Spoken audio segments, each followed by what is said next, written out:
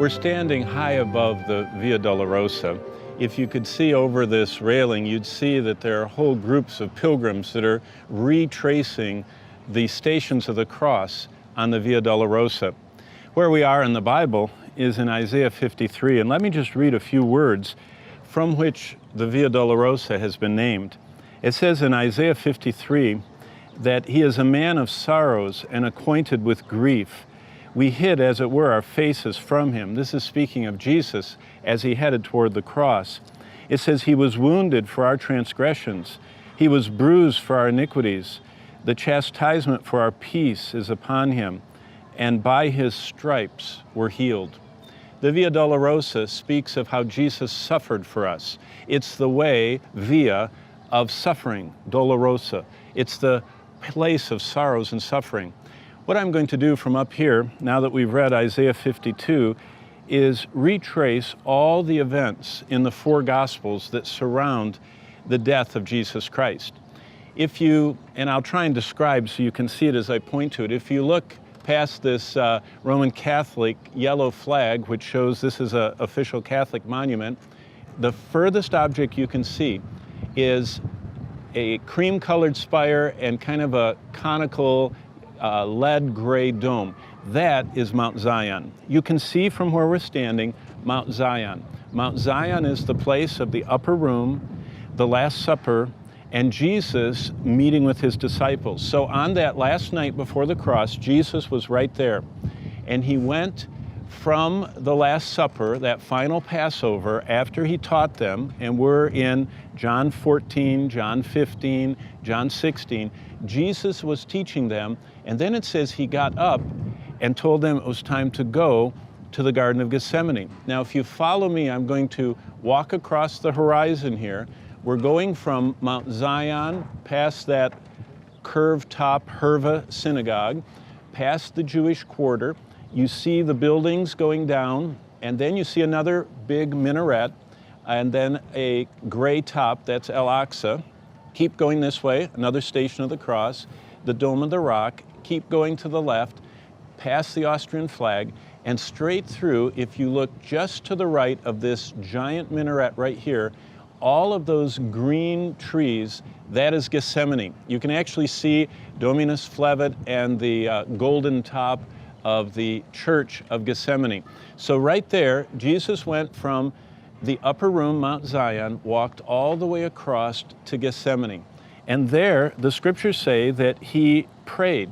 He actually was praying for us in Gethsemane. And he prayed for us who would come, John 17, and then in John 18, he is there sweating, as it were, great drops of blood when soldiers from the high priest, now think right there where the Dome of the Rock is where the temple was.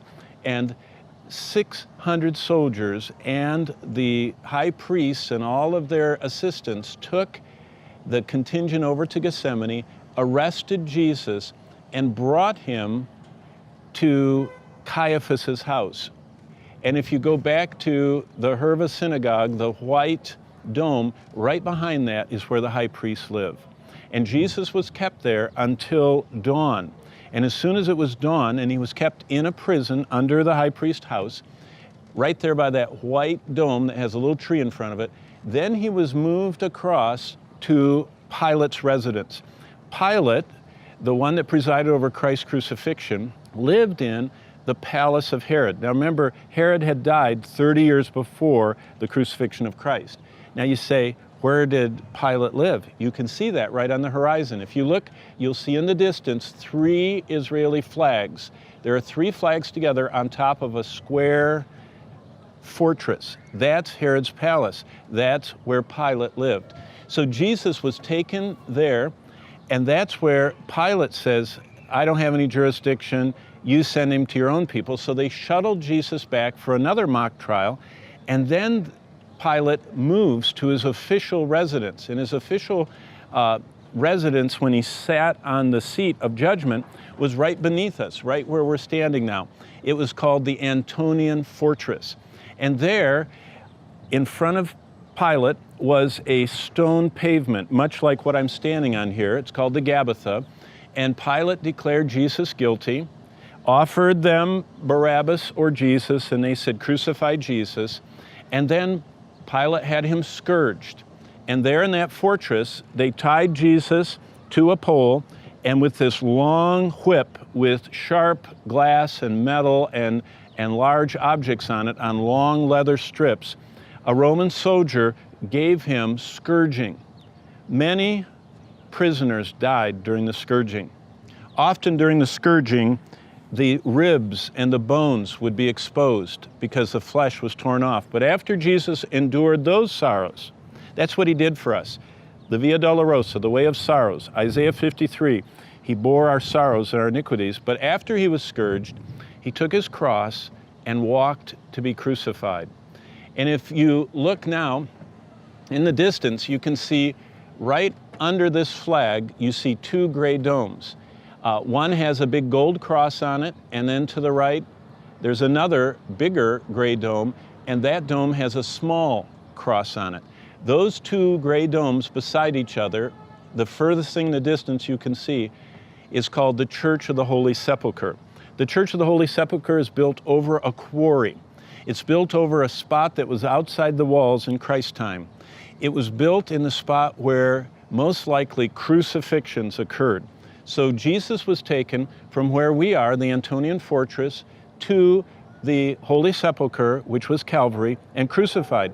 Now the Protestants, evangelicals like us, don't like that site, not because of archaeology, just because it doesn't look very nice, and they have chosen a different one. If you look this way, right there in front of me, over this rooftop, is a lot of little archways. That's the back side of the Damascus Gate. That is the main entrance into the city. That is a gate that goes to Damascus, as in when Paul went to Damascus and was converted. That's the main gate going to the north. And so Jesus would have gone out that gate, and behind it, when you see those trees there, is what is called the Garden Tomb, or Gordon's Calvary, or Golgotha, which is right now over in those green trees. So Jesus was either crucified out that Damascus gate, or he was crucified out a similar gate that is between us and the Church of the Holy Sepulchre. But Jesus was taken, crucified, and buried. There are first century burial spots there, and there's a similar burial spot in the Garden Tomb. Then what happened? Resurrection morning. Jesus stepped from the tomb, met with his disciples where? Go back across behind this area, right over this tree, the upper room on Mount Zion. Jesus came to that place where the disciples were hiding out. They were behind locked doors, scared to death, and Jesus came and walked through the door and showed himself alive to them. He stayed with them for 40 days. And then, the last thing I'd like to show you is directly this way. If you follow the horizon and go from the upper room, it's the same way Jesus went on the night of the Last Supper in Gethsemane, but right between this close minaret and that gray, black, cross-covered church dome right there, between the two is a church spire. That spire is actually the Church of the Ascension. And if you look there, that is the spot where Jesus went, brought his disciples, spoke with them the last time. In Acts chapter 1, it says that he began to bless his disciples. So look at that tall church spire, and right there in that spot, Jesus was standing, blessing his disciples, and it says this in Acts chapter 1, which is one of the most beautiful scenes of Christ's ministry. It says, "And while he continued to bless them, they were looking on him, and as they watched," and Luke 24 adds, he continued to bless them, it says, "he began to rise and was taken up out of their sight." So Jesus was standing, looking at each of the disciples, saying, "I'm going now to my Father, I'm leaving the Comforter, I have taught you, go into all the world." And as he was looking down at his disciples, he began to rise up, and he began to ascend to heaven right from where that church spire is. And it says that they were standing there looking up into the clouds, and then they heard a voice behind them. And the voice were two men standing by them in white apparel, angels. And they said, You men of Galilee, I'm in Acts 1:11, why do you stand gazing up into heaven?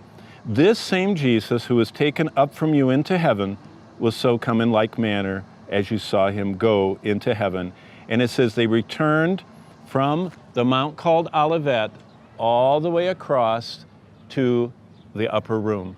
And so in this one little sweep, you can see where Jesus celebrated the Last Supper, where Jesus was taken before Pilate, where Jesus right here was beaten, where Jesus was taken to be crucified at the Holy Sepulchre right there, or up there at Gordon's Calvary, where Jesus was taken afterward and buried. Then he rises and goes to the upper room, shows himself to the disciples, stays with them 40 days, and then rises into heaven from the Mount of Olives.